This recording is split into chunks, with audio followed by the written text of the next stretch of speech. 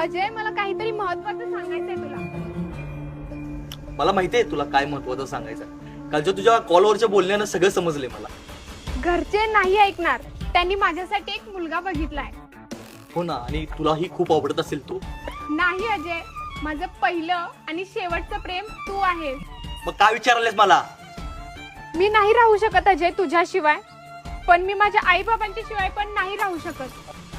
तुला माहिती होतं एक ना एक दिवस तुझ्या आई बाबा किंवा मी दोघांपैकी एक निवडावं लागणार, हो ना? हो. मग का प्रेम केलीस? का आलीस माझ्या आयुष्यात? का मला स्वप्न दाखवलीस? का? बोल ना. सॉरी अजय, मला माफ कर. माझ्यानंतर तुझ्या आयुष्यात खूप जण येतील, मला विसर. तुझ्यानंतर ना माझ्या आयुष्यात फक्त मरण येईल, आणि जोवर मरण येत नाही ना तोपर्यंत फक्त तुझी आठवण येईल.